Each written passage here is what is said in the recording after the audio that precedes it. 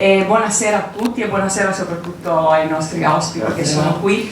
Come abbiamo detto, Caterina ci ha già ben introdotti, perché qualcuno potrebbe dire vabbè, ma sport e disabilità, chi ci azzecca con una vita spesa per la legalità? Ecco, stasera ascolteremo, io ho avuto la fortuna di farlo in anteprima, confrontandomi con loro per questa serata, ascolteremo quanto lo sport sia terreno straordinario per far crescere la legalità e dare attuazione a principi e diritti talvolta già sanciti in norma ma non resi concreti o non sempre resi. Allora stasera sarà una lettura, credo, in filigrana di due vite che sono davvero spese per la legalità, quelle dei nostri due ospiti. Procederemo così, non potremo fare un confronto iniziale, ma non perché non lo vogliamo, ma insomma perché sarà una serata multimediale, diciamo, un po' di parola, un po' di filmato. E quindi andremo andremo in profondità con l'esperienza di ASD Fight Sport e poi ci sposteremo, diciamo, nel mondo di Zio Pino Paskin per poi ritrovarci a concludere insieme. Dicevo, ASD Fight Sport ha sede presso la nostra famiglia di Pasiano di Prato. Forse sapete già tutto, ma credo sia opportuno, no, Giorgio Zammarchi, entrare un po' in questo mondo per capire poi il filmato che ci farà entrare appieno in questa realtà. È nata nel 1995 e dà la possibilità agli atleti con disabilità di praticare diversi sport, nello specifico 4, per corrispondere sport sì, ma anche attività sociali e culturali da sempre di questa realtà. Perché? Questo è particolare come idea, no? Per corrispondere all'idea chiave che è stata all'origine di questa associazione. Sport sì, ma perché nello sport, nel mondo dello sport, il suo fondatore ha visto che lì era possibile portare le famiglie delle persone disabili all'esterno dei propri ambienti, portarle fuori, farle vivere insieme al proprio caro ogni dimensione nel miglior modo possibile. Quindi diciamo, il primo motore non è stato neanche la persona diversamente abile, ma è stata la famiglia, e lui spiegherà anche perché, o forse o meglio lo farà vivere. Allora, poi oggi dire Paralimpiadi o Special Olympics pare quasi scontato, no? Ormai guardiamo le Paralimpiadi come fossero le Olimpiadi con lo stesso... Ma nella storia che ha portato anche la disabilità a misurarsi con questi vertici dello sport, dobbiamo dire che c'è molta fatica del Friuli, lasciatemelo dire, ad entrambi. C'è anche molto fai sport, perché Giorgio Zammarchi, che come ha detto Caterina, Cavaliere al Merito della Repubblica da parte di Napoletano, c'è stata questa onorificenza, ha fondato Fai Sport dopo essere stato a lungo allenatore di calcio e ha fatto parte per 12 anni del Consiglio federale del Comitato Paralimpico. È stato un consigliere federale del Comitato Paralimpico con Luca Pancali, un nome notissimo nel mondo della Paralimpiade. Quindi se oggi possiamo sederci davanti, no, alle TV così, o poter vivere anche questo mondo, è proprio grazie anche all'impegno suo e di quello che si sta facendo e si è fatto in Friuli. Allora, prima di cominciare di vedere questa grande avventura che è cominciata nel 1995, che va avanti a sprombattuto, diciamo, due rapide domande. Stasera è una sera dedicata a una vita spesa per la legalità. Allora, questa significa lotte per guadagnarsi centimetro dopo centimetro ogni cosa, spesso. Nel caso vostro, a me ha molto colpito un aneddoto che lei mi ha raccontato, che non è poi neanche tanto un aneddoto. Verrebbe da dire che una vita spesa per la legalità per Fai Sport è stata una lotta anche continua per guadagnarsi corsie dopo corsie in piscina. E allora, in breve, ma proprio in breve, Cavaliere, la storia del Palamostre. Come siete riusciti ad avere oggi 5 pomeriggi per 3 ore al pomeriggio al Palamostre, praticamente avete il massimo delle corsie disponibili per poter far gareggiare i vostri atleti a livello professionistico. Come ci siete riusciti? Qual è stato l'inizio? Proprio in breve, Se devo essere breve, ma se mi permette vorrei, intanto buonasera a tutti, vorrei dire una cosa per capire perché è nata la Fai Sport. No, sarò brevissimo. È nata perché quando in una... No, glielo voglio dire dopo allora, non mi rompa la scaletta. Allora parliamo del Palamostre. Palamostre nel 95 ho pensato di fare questa associazione, poi vi spiegherò meglio, e dovevamo iniziare a provare gli atleti. C'erano già un paio di ragazzi che si allenavano, facevano piscina terapeutica più che altro alla nostra famiglia, e da lì è partita l'idea: andiamo a nuotare nella piscina grande, visto che stanno a galleggiare. Quando sono andato dall'assessore, che tra l'altro era un amico, Faustino Anzil, famosissimo sportivo, e gli dico: Fausto, guarda, io vorrei fare questa esperienza, ti chiedo un'ora, una volta per settimana, perché di più non potevo, non sapevo se poi eravamo bravi a fare o non si poteva andare a portare via posto. E lui mi dice: ma qual è il problema? Non c'è nessun problema, mi fa. E come mai? Che ho sentito le voci, mi sono informato che c'è questa carenza di corsie, le società sono in guerra fra loro. Ma no, ha detto, non c'è. Anzi, ti do 2 ore il sabato mattina, quando sono tutti i anziani rincoglioniti come me lì a fare attività motoria. Lui non aveva capito che i miei sono diventati atleti. Nel momento che è nata la Fai Sport erano atleti. Da lì sono andato in guerra, e la guerra ha voluto che noi, dopo che abbiamo dimostrato, grazie alle famiglie e agli atleti, la serietà dell'impegno, oggi la Fai Sport fa allenamenti al Palamostre e a Gemona anche, e a Lignano all'Occorrenza, fa allenamento al Palamostre dal lunedì al venerdì, dalle 15 alle 18:30, e ha 4 corsie ogni giorno. Dunque abbiamo 60 atleti, pensate voi che impegno che sia. Grazie per questi numeri, perché secondo me rendono cosa vuol dire una vita spesa per la legalità, e ascolteremo anche quelli di Alberto Andriola, che invece c'è un altro numero, 1,15. Siete partiti nel 2006-2007 con una società, cioè la vostra, dopo essere andato ad indagare a Cremona con cos'era questo basking, e oggi siamo in 15, avete 15 società. Sì, no, noi siamo molto più recenti, in Friuli Venezia Giulia, noi siamo nati nel 2019. E in questi 4 anni, con 2 anni di pandemia in cui sappiamo tutti dove siamo stati costretti, siamo riusciti a mettere in piedi 13 squadre che stanno giocando adesso, più altre 2 o 3 che stanno nascendo. Quindi nel giro di 2 anni e mezzo di lavoro, uno sport come il nostro dal nulla nella regione ha già più di 270 persone con disabilità che scendono in palestra ogni giorno. E poi non pago di questo, parleremo dopo, c'è anche l'espansione all'estero, la contaminazione, in particolare nei paesi balcanici. Allora, torniamo prima del filmato al punto, un altro punto cruciale, molto importante. Il Fai Sport è nata per le famiglie in particolare. Allora, perché in fondo è alla persona con disabilità che occorre dare ciò che serve e occorre dare il futuro. Perché questa fissa della famiglia? Allora, qui c'è mia figlia disabile, Valentina, affetta da tetraparesi spastica. Quando in una famiglia nasce un bambino c'è la gioia più completa, però nel momento che ti dicono che ha una disabilità ti crolla il mondo addosso. Per me e mia moglie non è stato così, ci siamo guardati negli occhi e abbiamo accettato quello che Dio ci aveva dato e abbiamo detto: cosa possiamo fare in questo momento? La medicina ci diceva che Valentina poteva recuperare il 40%, poi ti guardano, li fai pena, ti dicono il 50%.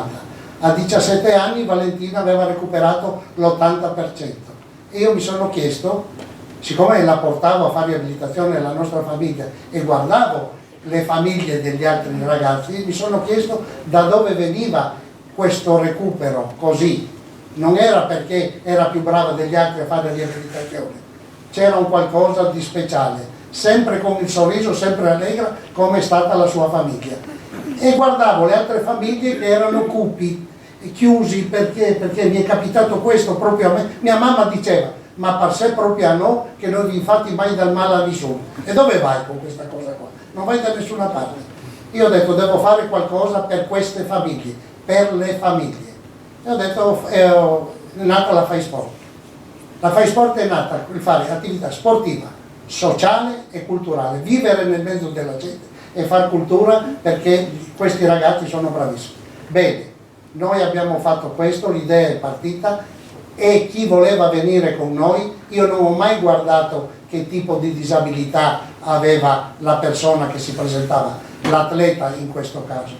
Io ho sempre preteso che l'atleta fosse accompagnato nell'attività sportiva, sociale e culturale dalla famiglia, perché così la famiglia viveva, vive e vivrà nel mondo come tutti gli altri. Non ci sono barriere, ma dobbiamo essere noi a proporci nel modo giusto.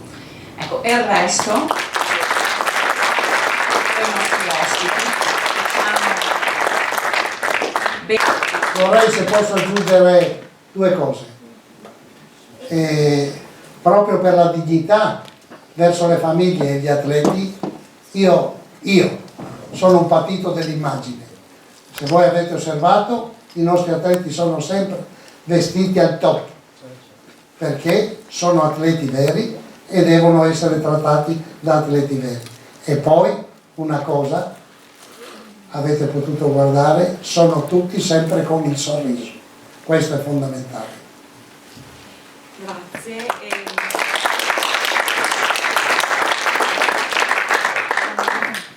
Insomma, gli spunti che vuole da questo filmato. Certo che quello che si evince immediatamente è che proprio non ci sono limiti, e se ci sono l'imperativo è si superano, e attraverso una rete straordinaria di legami che siete riusciti a intessere in tutti questi anni. E Spalletti, mi stavo chiedendo, dobbiamo farlo, Spalletti arriva, ecco, lo chiamiamo un attimo dal campo per portarlo qui direttamente, c'è anche lui.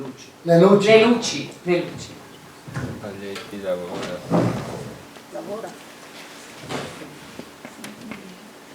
Alle 10:52. La Gazzetta dello Sport, che è la festa della Fai Sport, quel gruppo di campioni di Udine al quale io sono molto affezionato, e sarei stato lì se non avessi avuto questo incredibile, bellissimo impegno.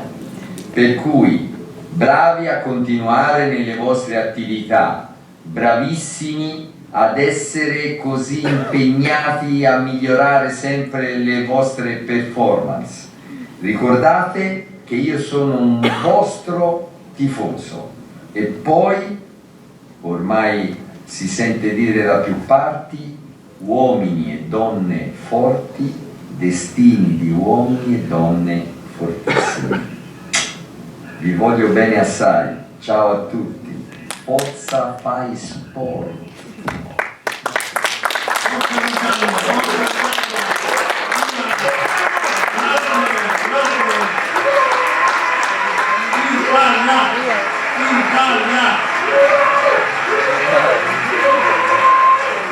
Questo messaggio è arrivato alle 10:52, alla sera giocava una partita importante. Dunque il rispetto che ha verso l'associazione, verso le famiglie e gli atleti. Grazie davvero Presidente Cavaliere, e si prepari, perché alla fine di questa serata abbiamo raccontato molta storia, molto presente, ma uno sguardo anche al futuro, e i progetti la daremo. Avevo una serata morbide. Allora, non meno intraprendente, Zio Pino Baschi Udine, che è la società che Alberto Andriola, allora magari non tutti sono tenuti a sapere tutto, no? Allora, dal 1979 al 2018 allenatore di basket con qualifica di allenatore nazionale. Nel 2019 ha lasciato magari questo orizzonte e proprio si è dato anima e corpo al basket. Allora, qui vedete che stasera abbiamo allestito un po', ci sono la pallacanestro, i canestri, e ci richiamano questo sport, in cui non entriamo subito, ci sarà anche qui un filmato alla fine della nostra conversazione, quasi alla fine, che ci farà proprio capire tecnicamente, no? Diciamo che è un cugino, insomma, della famiglia del basket. Quello che mi interessava capire subito è che lui, da esperto, ovviamente, perché vi ho detto più di 40 anni insomma nel basket, nel 2006 è andato a Cremona perché aveva sentito parlare di questo basking, è andato là e ha capito subito che era uno sport inclusivo a tutto tondo per generare giocatori che erano protagonisti. E poi l'aspetto interessante è che ci sono ruoli diversi all'interno di questo sport, perché è uno sport in cui ci sono persone disabili e persone, diciamo, normodotate che giocano insieme, hanno ruoli diversi, con impegni e difficoltà diverse, ma il trucco, diciamo, è che tutti sono fondamentali, no, per poter giocare la partita e per vincere. Ruoli diversi, ma senza uno di questi ruoli la partita non c'è. Ebbene, dal primo viaggio a Cremona a oggi questo sport, che forse era misconosciuto allora, ha, come ci ha detto, come ci ha anticipato, 13 squadre. Lo Zio Pino Basking Udine, nello Zio Pino Basking Udine militano 3 squadre, una giovanile e anche una per i bambini, ha più di 100 associati e, come vi dicevo, lo sta esportando anche all'estero. Allora, la prima domanda, voi vi direte, insomma, raccontaci questo sport, ci arriveremo, abbiate pazienza, sappiate che siete portati su un campo di basket, giusto? Sì. Con canestri diversi. Intanto accontentatevi di questo. Ma la prima, perché volevo andare subito a Cremona nel 2006, lei va ed è esperto di basket e dice: questo è uno sport mitico, no? Uno sport che l'ha subito avvinta. Perché? Dove stava? Che cosa ha colto in questo sport che l'ha subito convinta? Allora, intanto ho fatto un attimo di chiarezza, perché in realtà nel 2006 è nato a Cremona il basket. Io ne sono venuto a conoscenza in una bruttissima sera piovosa del 2018. Io ero reduce da un gravissimo incidente con la moto, ero ancora con le stampelle, così poi è importante secondo me raccontare la propria vita. Mio figlio che giocava a basket mi dice: papà, guarda, sto giocando veramente male, riesci a giocare a basket, riesci a venire a buttarmi un occhio? E dico, boh, sì, va bene, dico no, poi partita a ora tarda, 9:30 di sera, pioveva, anzi diluviava, dico boh, quasi quasi non vado. Poi mia moglie mi dice: no, guarda, se non vai vergognati. E dico vabbè dai, hai ragione, prendo e vado. E insomma, sono lì, vedo questa partita, mio figlio aveva ragione, giocava veramente malissimo in quel periodo, lui e tutta la sua squadra, e per almeno 3-4 volte dico adesso alzo e me ne vado. Poi in realtà rimango fino alla fine, fino a quando arriva un mio ex giocatore che si siede vicino a me e mi dice: oh, ma come stai? Senti. E dico: poi sono abbastanza, con le stampelle ancora. E insomma dice: sai, sono stato... Ho fatto una cosa strana, sono andato a Lucca a fare un corso di arbitro di basket. Lui era un arbitro di pallacanestro. Ah sì, in realtà mi è entrato di qua e mi è uscito dall'altra parte, poi prima di andare via dico: ma scusa, cosa sei andato a fare? L'arbitro di basket, cosa sarebbe? Ma guarda, è una figata. Ah no, dico, perché sai, ho parlato con qualcuno, ma però è bello, mi dicono tutti che mi danno una mano, però alla fine non. Ma dico: ma c'è qualcosa su internet? Ah sì, forse c'è. Vabbè, dico, vado a casa e dico boh, non riuscivo a prendere il sonno ormai, vado al computer, vedo il filmato che poi forse vedremo noi, 2 minuti e mezzo, vedo questa cosa, sono rimasto fulminato, cioè fulminato. Io insomma ho passato una vita in palestra, tra l'insegnante di educazione fisica e l'allenatore di pallacanestro, ho visto in quel momento. Poi ognuno interpreta la vita a modo suo, qualcuno dice che è il Signore, qualcuno dice che è il destino, qualcuno dice: io in quel momento ho capito perché ero finito sotto un'auto che non mi aveva dato la precedenza, perché in quel momento ero probabilmente più sensibile di un altro periodo, e lì ho capito che ero stato chiamato ad occuparmi di una cosa che ancora nella vita non mi era mai occupato, perché di alunni con disabilità a scuola non ne avevo avuti, quindi non ero stato neanche messo dal punto di vista professionale di fronte a questo, nella pallacanestro di eccellenza, poi figuriamoci, e quindi ho detto bello, si vede che qualcuno mi ha chiamato a occuparmi di questo, e lì sono partito perché ho detto l'ho trovata una cosa interessantissima dal punto di vista dell'architettura pedagogica. Sì, dall'architettura pedagogica e tecnica, no? Anche mi ha detto. Sì, perché l'ho trovato interessantissimo? L'ho trovato interessante perché è la vera applicazione dell'inclusione, perché di inclusione si parla tanto, ci mettono timbri dappertutto, si mettono timbri nelle città,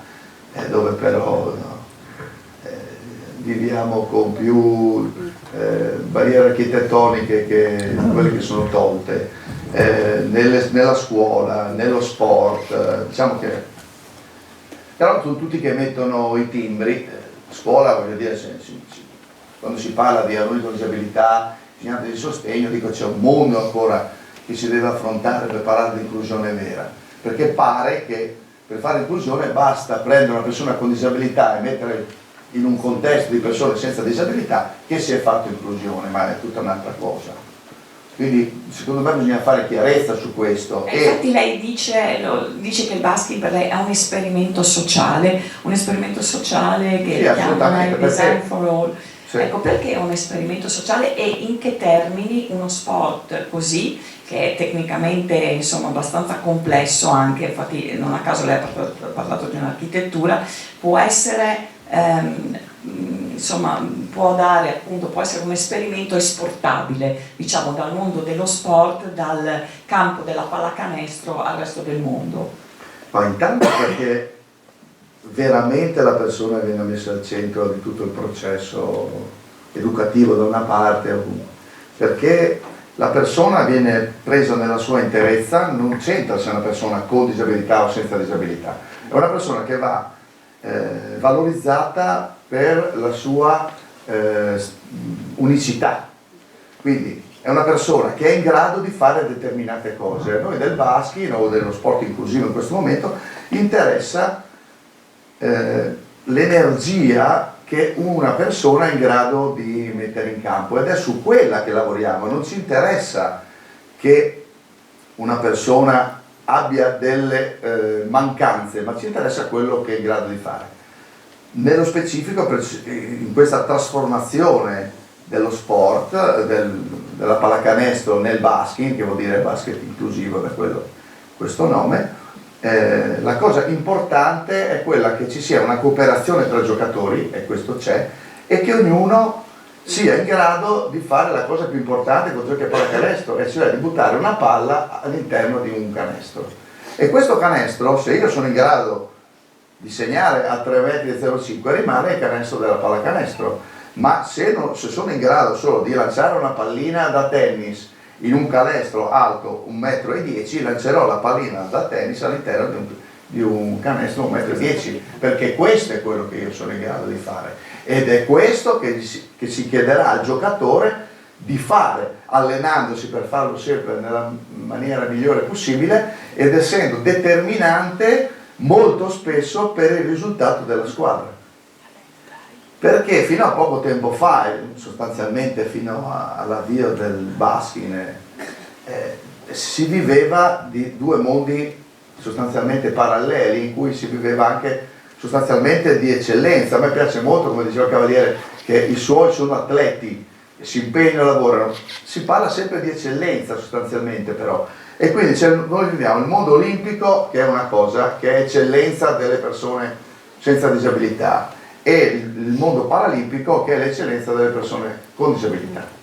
Ma c'è all'interno tutta questa terza via incredibile, che è le persone con disabilità non fisica, ma persone con disabilità intellettiva, per esempio, che sono nati anche gli Special Olympics, che includono determinate fasce. Ma il bello, secondo noi, è questa terza via, in cui così noi scherzosamente chiamiamo, vogliamo creare le All Olympics, no? Invece delle Olimpiadi, le All Olympics, nella quale tutti giocano insieme.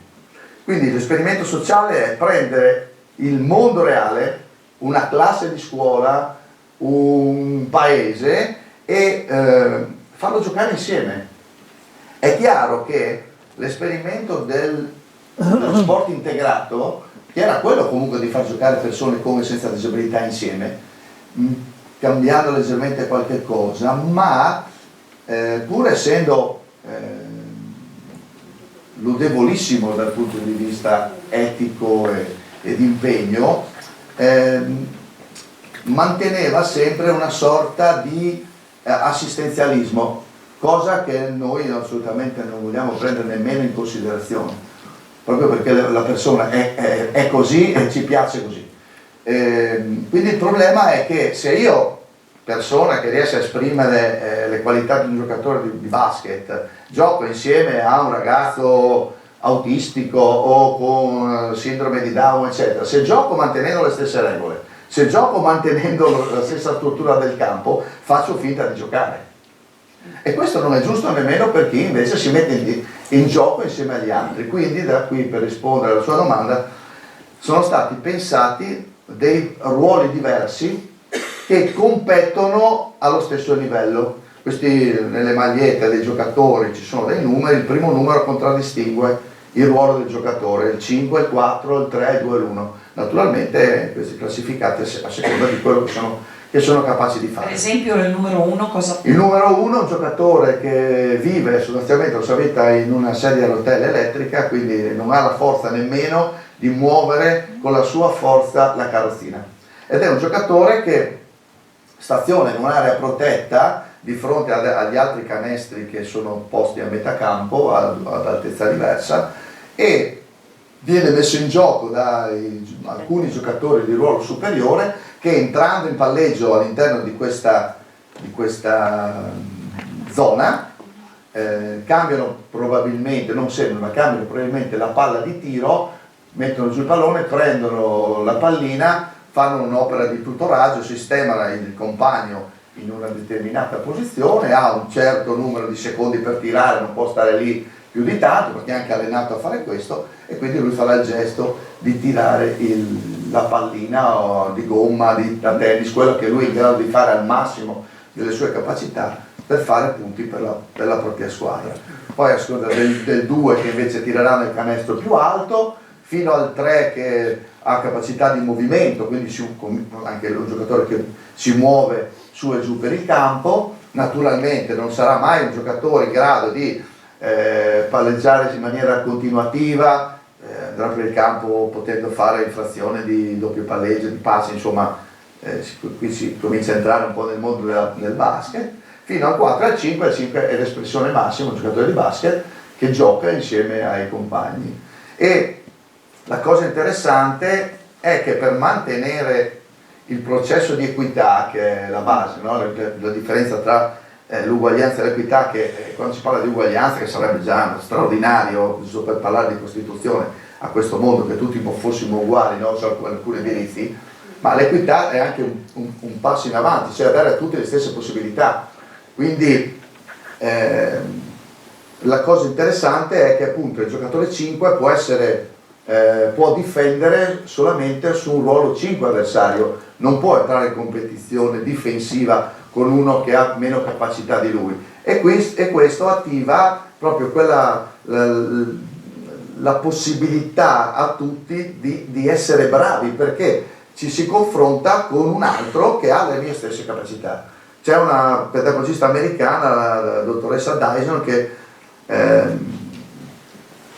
dal mio punto di vista ha dato una definizione illuminante di quella che è l'inclusione. Dice: c'è inclusione se tutti hanno in qualche modo la capacità di sentirsi bravi. E quindi se io mi confronto con un mio pari, probabilmente posso sentirmi bravo perché riesco. Se invece il confronto è con uno che ha più capacità delle mie, si rischia di fare il processo inverso, che è quello che uno, per far sentire bravo un altro, fa finta di giocare, quindi gioca per sottrazione. Questo non è bello, non è serio dal punto di vista sportivo, perché il nostro è uno sport a tutti gli effetti. Ci sono le partite che durano un'ora e mezza, sì, che durano più o meno come una partita di basket, nelle quali i ragazzi, se vincono, sono felicissimi, se perdono si incazzano, come giustamente devono fare i giocatori che perdono la partita se hanno giocato male. e quindi vivono la dimensione sportiva che è sana in questo caso. In più c'è nel regolamento la necessità che maschi e femmine giochino insieme, per cui ecco, che non è dal mio punto di vista indifferente, e quindi insomma per questo io parlo di un esperimento sociale, perché è come vorrei la società per i miei figli. E avete capito, no? Perché abbiamo aspettato un momento.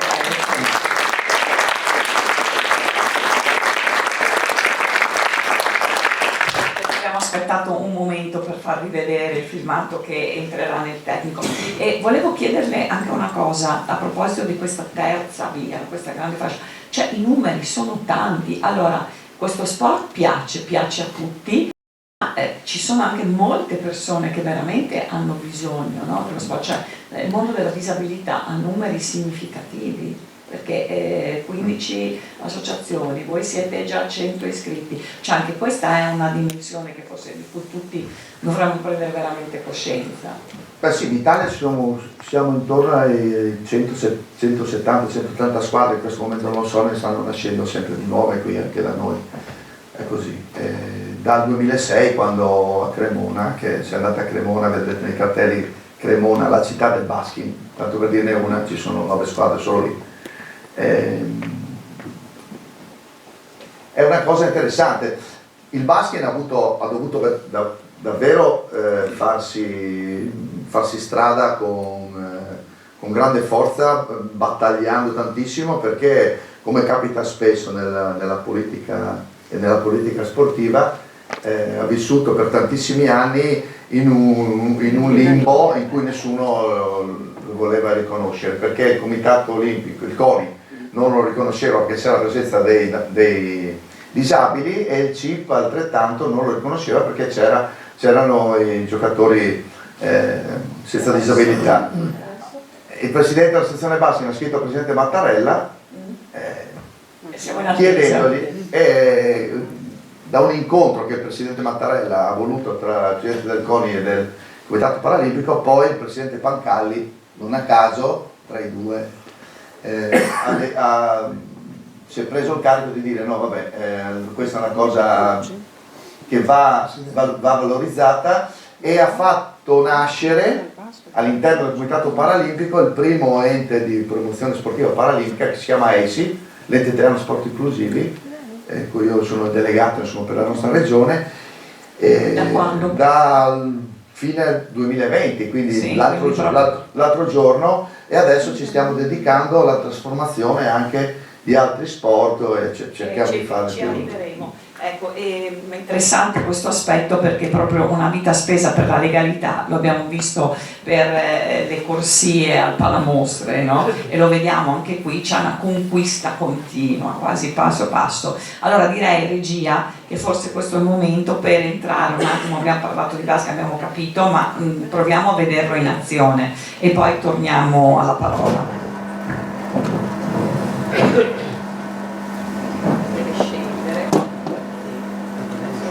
Bene.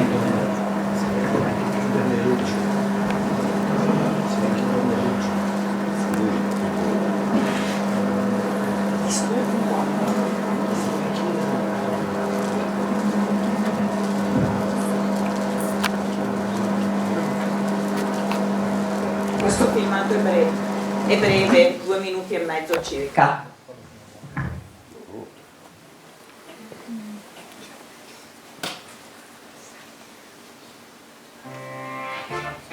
Il basking è un nuovo sport che deriva e si ispira al più popolare basket. Come in quest'ultimo, per vincere occorre fare canestro e difendere. Ma il basking si ispira anche alla legge italiana per l'integrazione nella scuola degli alunni disabili, permettendo anche ai giocatori con gravi disabilità di far parte di una squadra e di partecipare tutti insieme ad un vero e proprio campionato. Rispetto al basket prevede 10 nuove regole appositamente studiate, 2 postazioni aggiuntive di canestri, con 2 nuove aree all'altezza della linea di metà campo.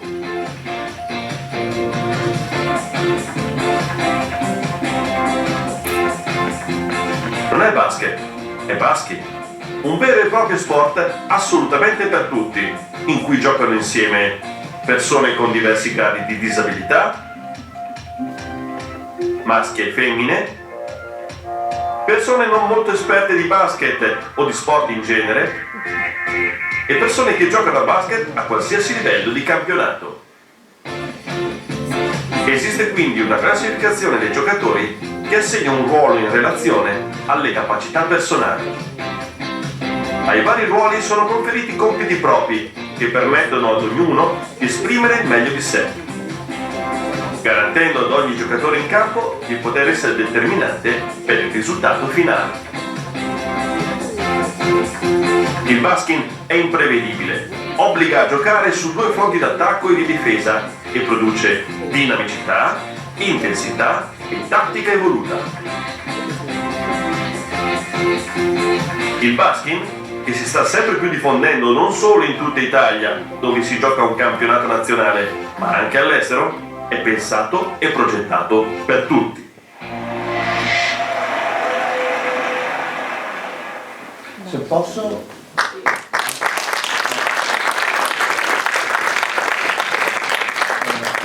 È una cosa che dura un minuto, è l'ultimo di questi video qui. Ed è una cosa che ha voluto proprio fare mio figlio insieme a dei suoi amici per il video, perché sostanzialmente è proprio da mio figlio che è partita questa avventura, e lui spiega secondo me molto bene invece il punto di vista di quello che può portare a casa un ruolo 5, cioè una persona che invece ha capacità per giocare a basket. È molto interessante perché come dire, una persona con disabilità si avvicina facilmente, perché gli offre una possibilità facile per andare a giocare. Quando invece uno si catapulta in un mondo del genere, in tutti gli aspetti che vada a fare un'altra esperienza, è interessante cercare di capirlo. Questo è un video che hanno costruito, se lei lo può mandare che questo. Dura pochissimo, un minuto, che abbiamo fatto per i social.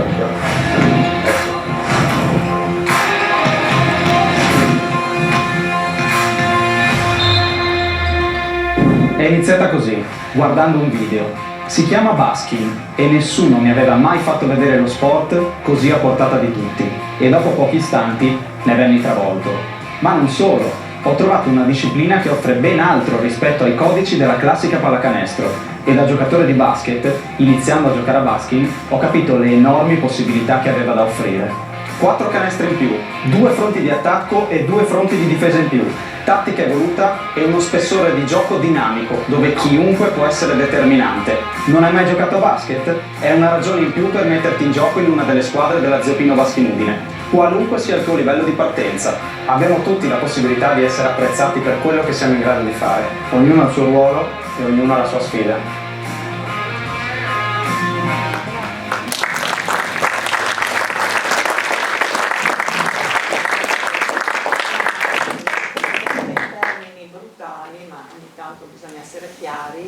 Non fate difficoltà a trovare i ruoli, neanche i ruoli 4 e 5. I ruoli 4 e 5 abbiamo più difficoltà a trovarli. Però si trovano. Però si trovano lavorando, andando nelle scuole, facendo serate. Allora, la mia società l'abbiamo messa in piedi perché volevo mettere in piedi, veramente ho portato mia moglie d'amore per piacere di venire in palestra con me perché devo fare sta cosa, l'ho trascinata in palestra, poverina, lei con 15 scappati di casa abbiamo messo in piedi la prima associazione. Adesso avete 3 squadre però nell'associazione. Sì, adesso siamo stati costretti a fare 3 squadre solo noi perché ha cominciato ad arrivarci il mondo e non è stato facile trovare tanti ruoli 5 perché tra l'altro c'è la necessità di avere sempre 2 ruoli 5 in campo nel sestetto e quindi devi averne parecchi, non è facile insomma, perché c'è ancora tanta strada da fare. Chi ha 28 anni di esperienza, discorso, noi ne abbiamo 4 e quindi poi da lì ho girato, messa in piedi la mia squadra, poi ho girato veramente, ho passato 2 o 3 anni a girare per i paesi, le città del Friuli Venezia Giulia per spiegare cos'era, far partire il primo campionato, poi è arrivata la pandemia, poi era lì. Però anche lì, come tutte le cose, è venuta la pandemia perché in quel periodo in cui avevamo una cosa buona, insomma, è che in un mondo come il nostro aziende sensibili si trovano, quindi con la pandemia io comunque avevo dei contratti di sponsorizzazione aperti, non è che potevo raccontare alle industrie ma c'è il Covid, siamo in lockdown e non facciamo niente. Allora da lì ho pensato che dovevamo darci una mossa comunque, anche se eravamo a casa, e lì sul discorso dell'attivazione dei diritti mi è venuta l'idea che avremmo potuto, perché si ragionava di ripartire all'aperto, allora mi sono detto, prepariamoci a partire all'aperto, anche e costruiamo, cioè ristrutturiamo dei campi abbandonati, per esempio. Ecco sì, infatti questo è un argomento importante che volevamo appunto toccare, cioè perché per dare delle possibilità e perché dei diritti diventino fruibili bisogna creare contesti e non sempre ci sono, nel vostro caso proprio non c'erano niente, quindi queste associazioni oltre che attivarsi per rendere concreti appunto dei diritti, fanno loro stessi veramente operano per la comunità nel loro complesso. L'ha fatto, l'abbiamo sentito, no, in questi 28 anni anche con raccolta fondi per altri, cioè siete diventati voi fonte di solidarietà per altri, lo fanno Basking, la società vostra che è appena nata, che però ha investito in suolo pubblico, diciamo, no? Che poi questi investimenti resteranno al pubblico, quindi non a voi. Ecco, in che forma? Nella forma che noi abbiamo dei giocatori che come avete visto insomma, tirano in canestri particolari, quindi mi ricordo che mio papà quando venne in giro la domenica diceva papà cosa facciamo? Guarda oggi ti porto a vedere mangiare gelato, mi faceva sempre ridere questa cosa qua, me la ricordo con grande amorevolezza. E quindi come dovevo lasciare i ragazzi che tirano nel canestro a 1,10 m o 2,20 m, che andavano a vedere gli altri che giocano nel campo col canestro a 3,5 m? Quindi ho detto bisogna costruire dei campetti in cui uno ha il diritto di andare a giocare nel suo canestro dedicato. Quindi abbiamo cercato delle strutture interessanti, magari nel verde, che erano ormai dismessi, e li abbiamo completamente riasfaltati, li abbiamo resinati, multicolori, abbiamo cambiato i canestri normali perché rimangono anche spazi per giocare a basket, ma abbiamo anche costruito i canestri, quelli che avete visto laterali, che sono fissi, che sono ruotanti in maniera tale che se si gioca a basket i canestri non siano dentro e che eventualmente siano anche amovibili. Abbiamo chiesto a un'industria che fa questa attrezzatura di farceli, ce li ha fatti come primo prototipo in Italia, e insomma abbiamo costruito a Tavagnaco, dove c'è il parco dei festeggiamenti, dove c'è la sagra degli asparagi, abbiamo fatto il primo, e adesso a Colloredo di Prato siamo quasi in chiusura del secondo, aspettiamo la primavera per resinare perché adesso sarebbe rovinarlo prima del tempo. Parliamo anche di cifre, perché non sono investimenti di poco conto, è un'associazione che non ha molti anni eccetera, è riuscita a drenare risorse da altre parti per un 60.000 euro. Beh, sì, più o meno 30.000 euro, poi per fortuna abbiamo avuto alcune... A campo, sì. ecco, per strutture che rimangono a disposizione delle comunità, perché non è vostra. No, anzi abbiamo avuto anche più di qualche problema a riuscire ad avere l'autorizzazione del pubblico per investire soldi privati che venissero lasciati. No, io dico, alcune se ogni tanto con uno dei miei collaboratori dico, guarda, se andiamo in piazza col megafono e diciamo quello che abbiamo vissuto in questi anni per riuscire a fare queste cose, ci importano Santo Svaldo, perché la gente dice questi sono matti, sono da ricovero. Sta di fatto che abbiamo avuto seri problemi, veramente seri problemi con l'amministrazione, con gli uffici tecnici eccetera, per avere la possibilità di investire soldi del privato, cioè nostri, delle nostre associazioni, dei bandi che abbiamo trovato per ristrutturare una struttura pubblica che rimanesse a sola ed esclusiva fruibilità della cittadinanza. Noi non abbiamo neanche un'ora di diritto di giocare. Se noi andiamo lì con la nostra squadra ad allenarci, dobbiamo sperare che la gente che è lì ci lasci farlo. Non abbiamo neanche il diritto di dire no, guarda, abbiamo messo a posto noi, per favore spostati.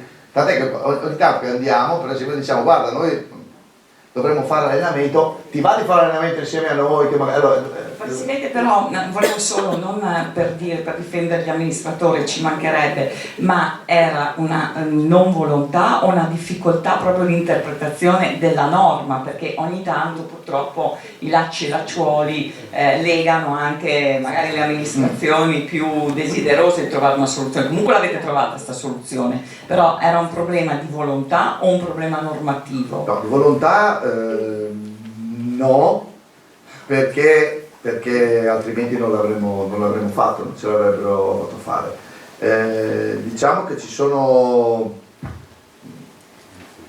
credo che sia una cosa abbastanza chiara per tutti, insomma, come funziona in Italia, ci sono delle normative, una burocrazia talmente assurda che porta l'assessore o il sindaco a stare attento a quello che fa, oppure anche chi lavora nell'amministrazione, negli uffici, che si assumono delle responsabilità, eccetera, quindi tanto se non fai forse è meglio.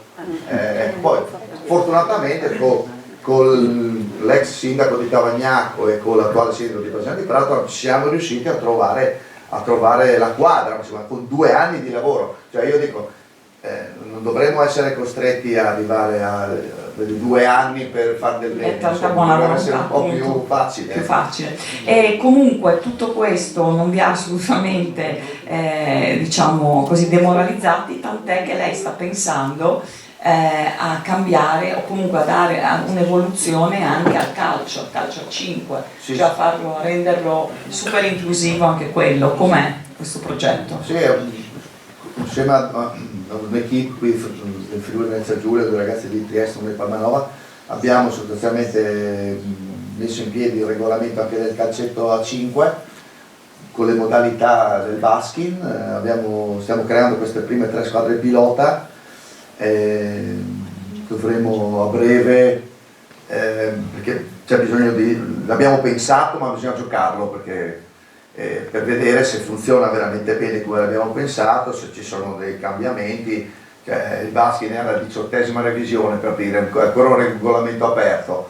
Quello del calcio io immagino che sicuramente qualche cosa andremo a modificarla. E poi in primavera presenteremo, spero anche con l'aiuto dell'Udinese che ci ha promesso la sua visibilità, insomma, le televisioni, l'effetto mediatico di questa cosa, dovremo presentarla a livello nazionale. Quindi parte dal Friuli Venezia Giulia, dal Friuli? Sì, perché ci tengo in maniera particolare, come siamo stati una delle ultime regioni a partire nel baskin, saremo la prima a partire nel calcetto, e poi l'idea, io ho sempre vissuto questa regione come un ponte verso gli altri popoli, no? Insomma, noi siamo gente di confine, gente che è abituata ad andare dentro e fuori.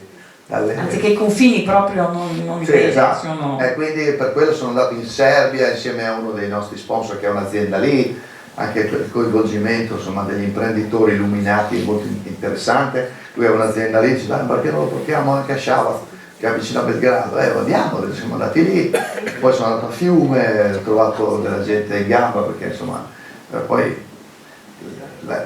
gli operatori dell'ex Jugoslavia sono eccellenze nel mondo sportivo, quindi è facile farsi capire. Siamo andati in Albania, anche lì insomma stiamo facendo un bel lavoro, che poi insomma con una punta di orgoglio tutto italiano, quello di andare a presentare uno sport italiano agli stranieri è un punto di orgoglio, cioè ho molto piacere di farlo, insomma, anche perché siamo capaci di fare le cose ed è giusto che le vendiamo per quelle che sono, insomma, no?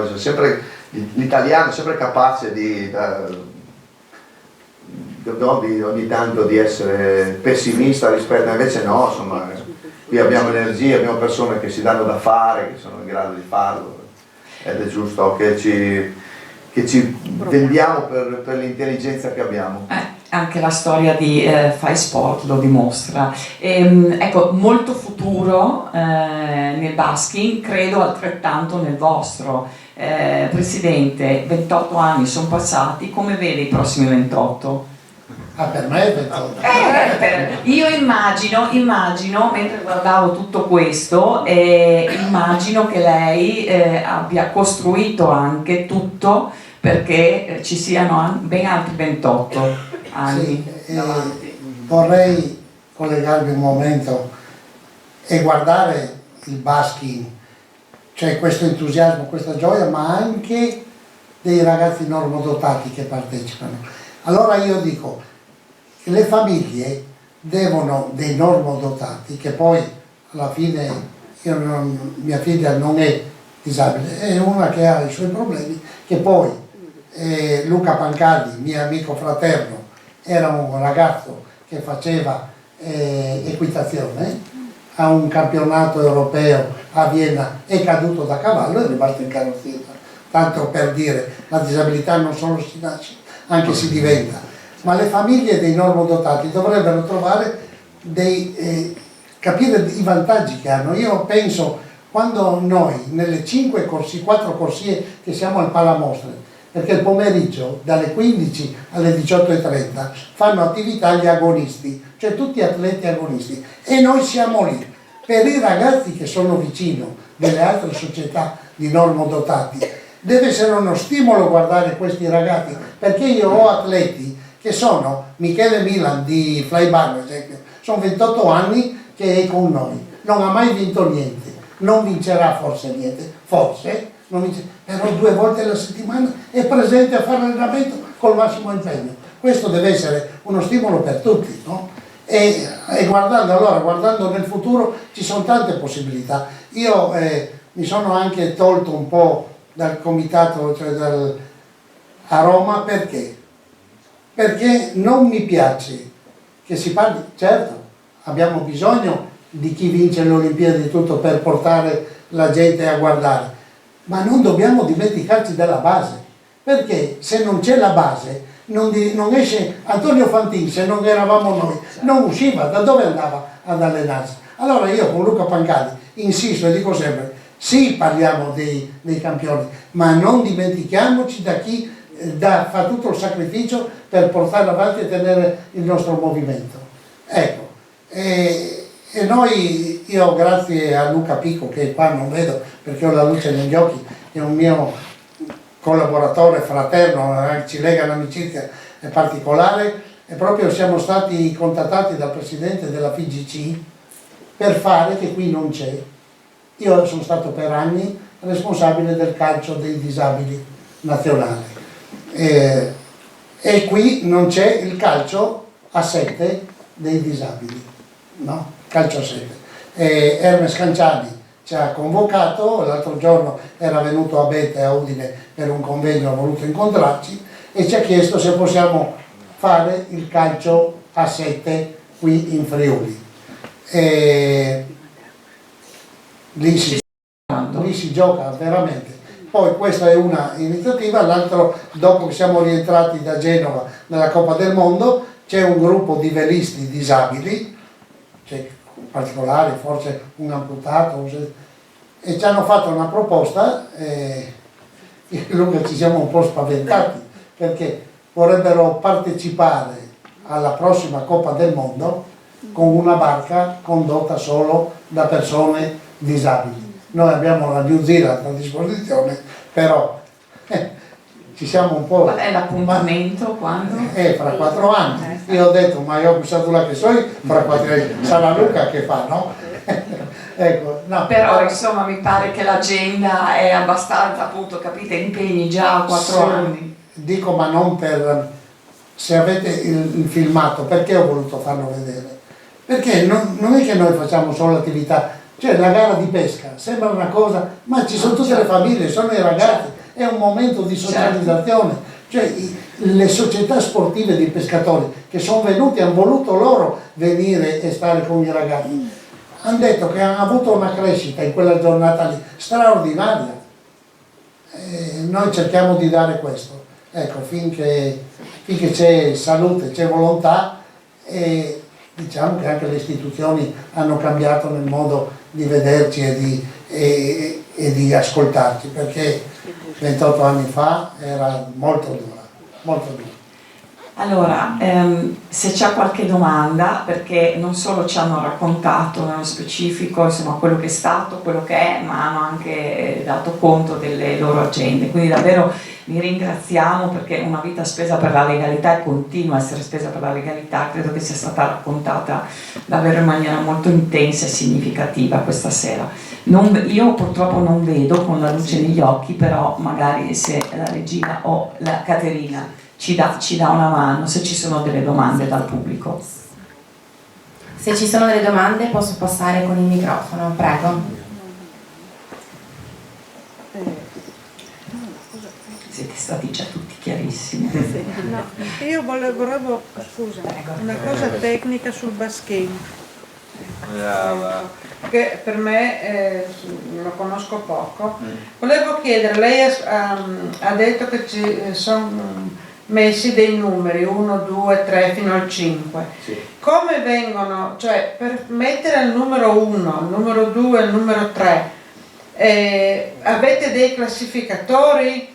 Ecco, perché noi nel nostro mondo, ad esempio il nuoto o le altre discipline, ci sono dei classificatori in base alla disabilità. Quindi anche voi per poterli far giocare avete dei classificatori? Sì, assolutamente. Ecco. Ci sono dei test fisico-atletici e tecnici da una parte, e poi ci sono quelle che vengono chiamate le osservazioni in partita, perché sì, più o meno, più o meno sono quelle le modalità. Sì. Grazie, questo mi interessava, grazie. Ed è un po' anche, se devo essere chiaro fino in fondo, è anche un po' il punto critico, perché non è che è tutto oro quello che luccica, no? Nel senso che bisogna stare molto attenti, nel senso che su queste classificazioni c'è un grosso lavoro, ci sono delle commissioni tecniche locali e delle commissioni tecniche nazionali che sono costantemente al lavoro perché questi ruoli siano arruolati in maniera corretta. Per esempio noi abbiamo appena cominciato il campionato e c'è un allenatore che ha sbagliato parecchi ruoli, questo fa sì che le partite vengano falsate, no? Per cui una gliel'abbiamo fatta giocare e gli abbiamo messo a posto un po' questi ruoli. E qui poi ci possono essere tante interpretazioni anche, no? Su perché un allenatore, perché ha poca esperienza, perché il corso di formazione non è stato complessità, non tante cose anche sulla disabilità. Assolutamente. E lì sì, perché poi in alcuni ruoli, per esempio il ruolo 2, c'è un mondo di diversità che è difficile anche riuscire a codificare bene. Il ruolo 2 e il ruolo 3 sono ruoli piuttosto complessi, comunque sì, c'è, perché altrimenti non si può andare a voli, come si dice nel nome, no? Perché le cose siano sì, ho capito. belle che... Ci sono altre domande? Sì, una.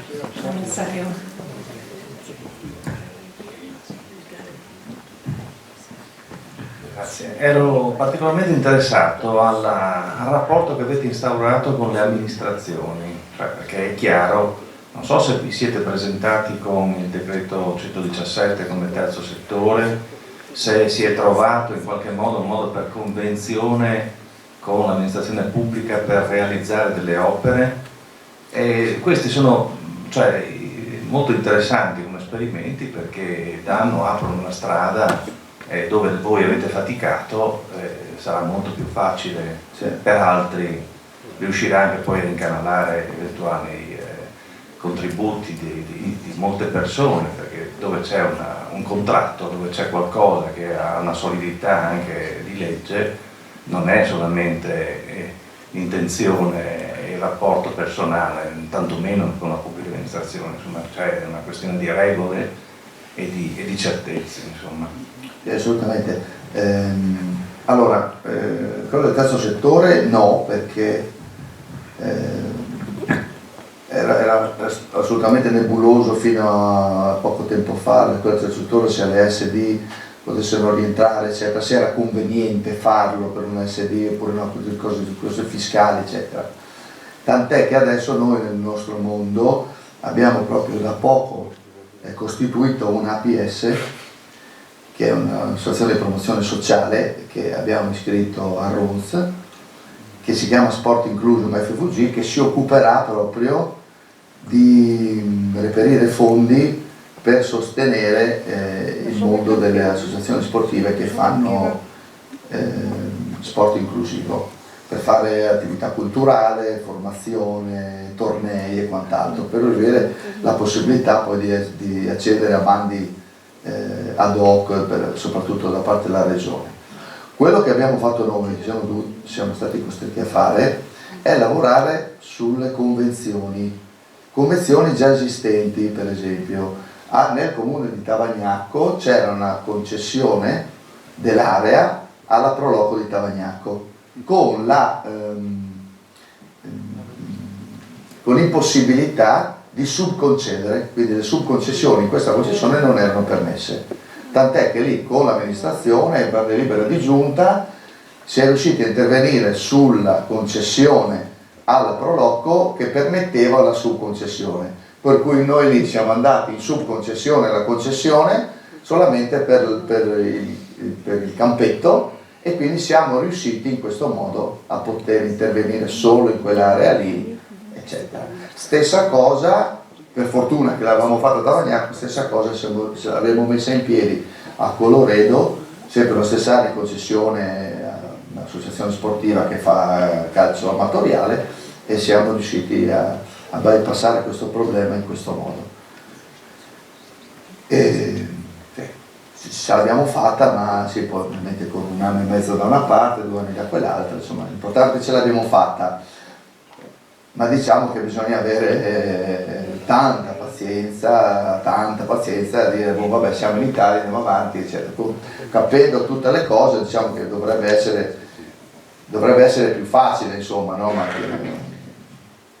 Ma scusa, permettimi, è più facile. Sai qual è il problema? Il problema è che chi è designato a concederti quella cosa lì, o chi è designato a fare la nuova legge sullo sport che hanno fatto, dell'attività del volontariato non sanno niente. Non sanno niente, perché la nuova legge sullo sport implica che un'associazione come la mia deve passare datore di lavoro, deve assumere il personale, cioè i tecnici. Ma signori, ma io faccio volontariato, io sono 43 anni che faccio volontariato, no? Che vengo dal mondo del calcio, poi ho fatto la FISPORT e tu oggi mi imponi di dover assumere, cioè passa un'azienda, ma dura sì. Cioè, no, per giuristi. Avevo una domanda a proposito. Prego. In verità ne ho 2. La prima è il Cavaliere. Ho capito all'inizio che la FAI cura 4 attività sportive, ma non mi sono chiari quali sono queste 4. Nuoto, sci, tennis tavolo e tiro a volo. Ok, perfetto, grazie. La seconda è rivolta ad entrambi. I numeri crescono, vedo, e gli atleti non mancano, e questo è un bene, però mi sono chiesto, i preparatori atletici, o nel caso del basking l'arbitro, mi chiedo, sono figure che anche queste devono nascere e crescere con tutto il movimento. Volevo capire, siccome si parla di vere e proprie organizzazioni e quindi hanno una loro complessità, perché penso anche a tutte le attività che segue la FAI, quei numeri che ho sentito fare, penso che lei diceva se devo assumerli, mi chiedevo quante persone sono, tante a questo punto, e dove le va a cercare? Volevo capire, è tutto volontariato che si nutre di contagio, oppure è grazie alla vostra attività proprio? No, noi abbiamo 6 tecnici per il nuoto che sono gente che ha i brevetti, che ha tutto, non è che possiamo prendere un volontario, il volontario viene se ti deve aiutare a far scendere un ragazzo in acqua, ma si ferma lì. Allora io dico, e queste persone sono retribuite giustamente, c'è un contratto, sì, ma fra quello che era fino a tempo fa, che c'era un contratto comunque, e io ti davo, perché era fino a 10.000 euro all'anno, non serviva che dichiaravi niente. Adesso siamo passati a 5.000, no? Però se tu vai oltre quello devi diventare un'azienda, ma non è giusto. Allora, se io dico, beh signori, perché poi il Presidente rischia il proprio, no? Questa è l'altra faccia della medaglia. Allora, se io non voglio rischiare, dico, cari signori, noi non abbiamo un debito, è tutto bene, ecco qua le chiavi, e quei 70 atleti che abbiamo, chi li prende? Chi li prende? Il comune, la regione, la provincia? Ma sono...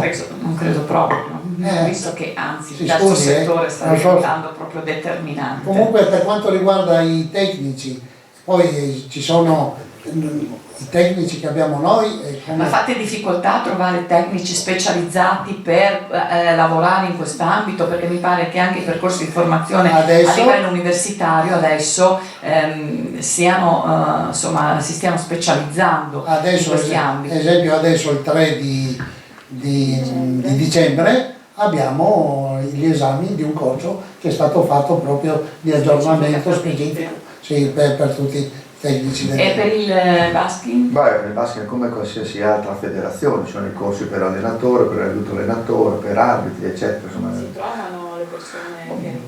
Sì, si trovano, ci sarebbe necessità di averne di più, ci sarebbe la necessità di aumentare il livello professionale, tant'è che stiamo lavorando con la facoltà di scienze motorie per riuscire a farlo entrare in pianta stabile come uno dei corsi all'interno della facoltà di scienze motorie. E non è facile, perché anche lì si lavora su dei carrozzoni che vanno avanti ed è difficilissimo riuscire a entrare e aprirsi strade, ma insomma andiamo avanti perché insomma, la nave è partita, è difficile farla partire, il basket è partito, ha lottato, è riuscito a superare, adesso il peggio è passato.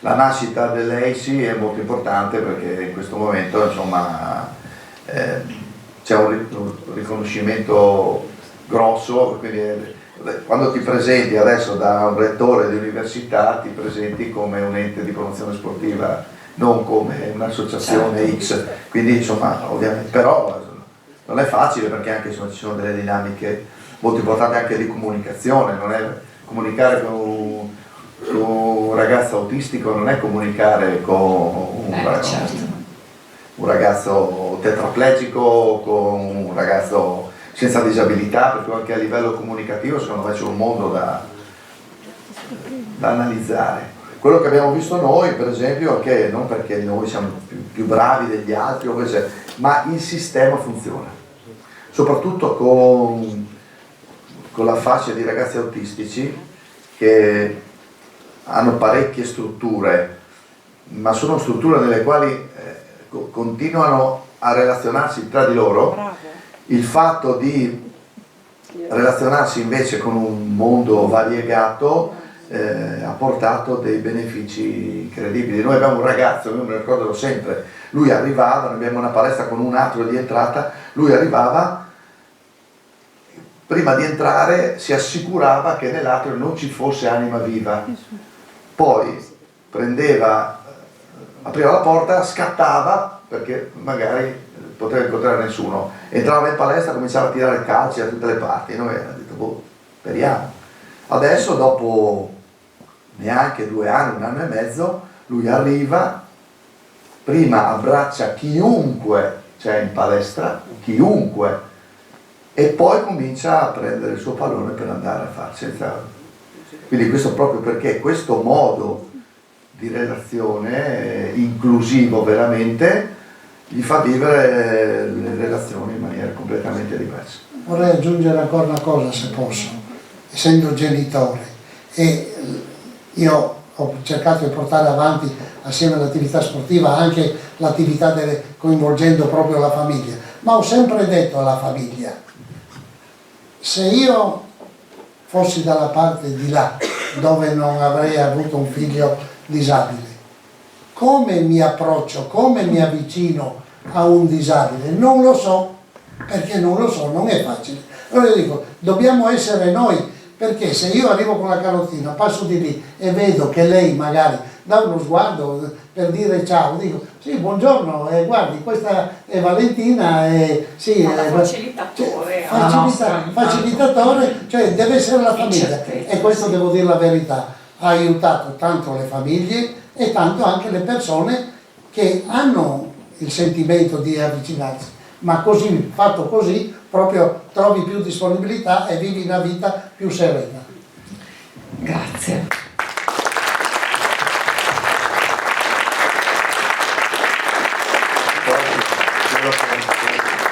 Quello che dice Valeria, io lo vivo nei ragazzi e nelle donne, gli uomini che giocano con noi senza disabilità. Cioè, c'è un cambio di marcia incredibile, cioè io lo vedo su mio figlio che gioca, cioè, che si sta impegnando eccetera, e lui me lo testimonia ogni giorno. Dice, battiamo la barriera anche per noi. Cioè, no, assolutamente, dice, io mi sono reso conto di alcune cose in cui fino a 24 anni non mi ero mai reso conto, lui me lo dice, cioè, da quando stiamo facendo questa esperienza, tra l'altro assolutamente con una scelta tutta sua, perché io non gli ho detto niente, io sto facendo questa cosa, ti interessa venire a informarlo? No, sì, diciamo, è venuto a fare un weekend con me, poi si è appassionato e lui dice, cioè io da quando gioco a Baskin, faccio parte di questo mondo, dice ho fatto passi avanti incredibili nel lavoro, nelle relazioni. Grazie ancora ai nostri ospiti